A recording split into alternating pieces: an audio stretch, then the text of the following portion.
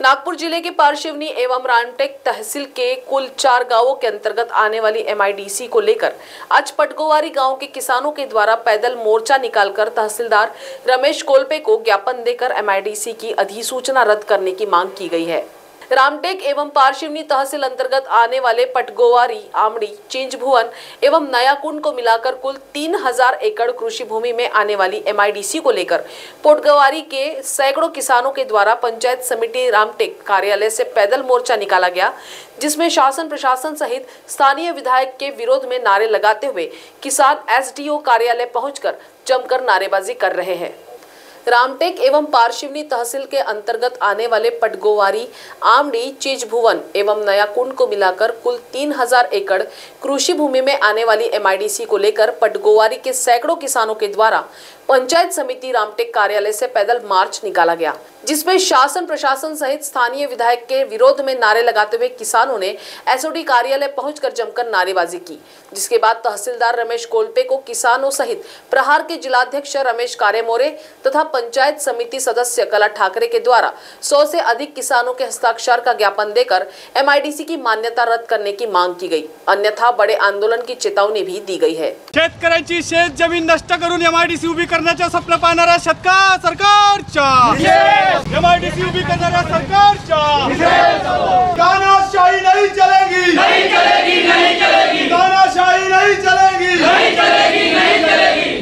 तो उद्या आमच्या शेतकऱ्याचे पोरं तिथं कंत्राटी कामगार राहतील, मजूर 12-13 हजार रुपयाच्या वर महिना भेटणार नाही, अशी अवस्था तिथं केली जात आहे। कमीत कमी आमच्या जवळ काही नाही तर आमची शेती आहे, त्याच्यामुळे आमच्या पिढ्याने पिढ्या त्याच्यावर चालू शकतात। मात्र याचा कोणताही विचार आमदारांनी केला नाही। त्यांची स्वतःची इच्छा आहे की कसंही करून इथं एमआयडीसी झाली पाहिजे। कशासाठी झाली पाहिजे? आताच का आठवली एमआयडीसी? जेव्हा निवडणुकीला 3 महिने बाकी आहे तेव्हाच तुम्हाला एमआयडीसी कशी आठवली? ते याच्यासाठी आठवली का आता कसंही करून घाई गडबडीमध्ये ते करून आणायचं, एखाद्या मंत्रालय मुख्यमंत्र्याला घेऊन त्याच्या भूमिपूजन करायचं आणि त्याच्या पुरा रामटेक विधानसभात बॅनर पोस्टर लावायचे, सांगायचं की मी रोजगार आणत आहे, रोजगार आणत आहे, रोजगार आणत आहे, आणि मतं घेऊन घ्यायचं, निवडून यायचं, आणि मग रोजगार येऊ नाही तर नाही, यांना काही घेण देण नाही, पण शेतकऱ्याची जमीन गेली कायमची।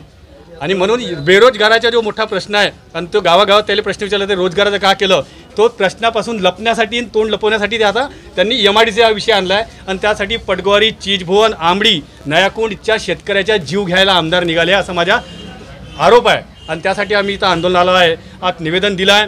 पुढे समजा शासनाने याच्यावर शेतकऱ्याची बाजू मांडून न घेता किंवा समजून न घेता कारवाई केली तर निश्चितपणे आम्ही रस्त्यावर उतरून आंदोलन केल्याशिवाय राहणार नाही। एमआयडीसी आणून ज्या पद्धतीने स्वमालकाच्या जमिनीवर, स्वहक्काच्या जमिनीवर शेतकरी ताटांनी मान उभी करून जगत आहे, त्या सर्व शेतकऱ्यांना एमआयडीसी आणून तिथे त्या एमआयडीसीमध्ये एक नौकर, एक कामगार बनवण्याचे काम एमआयडीसीच्या माध्यमातून होणार आहे। स्वहक्काच्या जमिनीवर तो व्यक्ती, तो शेतकरी, त्याचे मुलंबाळं ज्या पद्धतीने राबतील आणि त्यांना नौकर बनवून स्वतःच्याच जमिनीवर काम करायला लागेल असा हा कट शासनाच्या माध्यमातून, आमदार रामटेकच्या आमदाराच्या माध्यमातून होत आहे। याचा सर्व शेतकरी मिळून निषेध करत आहे। आम्ही स्वहक्काच्या जमिनीवर मालक बनून जगण्याचा उद्देश ठेवतो, आम्ही कोणाच्या घरात जाऊन नौकर बनण्याचा उद्देश ठेवत नाही। त्यामुळे आमच्या या एमआयडीसीला निषेध आहे, निषेध आहे, निषेध आहे। नाही तोपर्यंत एमआयडीसी येतपर्यंत आम्ही आता आपल्या मालकीचे स्वतः आणि मालक आहो। आम्ही त्याच एमआयडीसीतून जे प्रायव्हेट सेक्टर या कंपन्या येतील तिथं आम्ही चौकीदारीची नोकरी करणार आहोत, असा धोरण या इथच्या आमदारांनी जर राबवलं आहे। इथं शेतकऱ्यांना न विचारता मग हलगर्जीपणाने एमआयडीसी आहे, पुष्कळ जागा आहे, मिहानमध्ये पण आहे, तिथं आहे, तिथे इन्व्हेस्टर आले का? आपण बघितलं पांजी म्हणून एक गाव आहे, तिथील याच्या अगोदर काय झालं, काही काळापूर्वी तिथची जागा असेच कोणी एमआयडीसीमध्ये घोषित झाली। त्यावेळेस त्यांची तिथील शेतकऱ्यांनी काय केलं, जे 10 रुपयाचं पेन होतं तर 50 रुपयाच्या, 1500च्या मोबाईल 15,000च्या, असे करून ते बर्बाद झाले। आता त्यांची परिस्थिती पाहून तशी परिस्थिती आमच्या गावाची होणार आहे, म्हणून आमचा एमआयडीसीला विरोध आहे। आणि हे पूर्ण षडयंत्र हे आमदाराचं आहे ना, म्हणून आमदाराचा निषेध म्हणून आम्ही आमदाराला गावात येऊ देणार नाही जोपर्यंत एमआयडीसी रद्द होणार नाही। मला समजले की आमची सुपीक जमीन, चांगली जमीन ही एमआयडीसी करिता आमदार साहेब यांनी देण्याचा निर्णय घेतला आहे। तरी पण आमच्या त्या गोष्टीला विरोध आहे. आमची जमीन आम्हालाच हवी. मी उदाहरण देतो, एक MIDCची जे शासनाच्या जमिनीवर MIDC घ्या, नाहीतर त्या पुट्टीपुरी साईडला खाली जागा पडलेली आहे ते पूर्ण करा.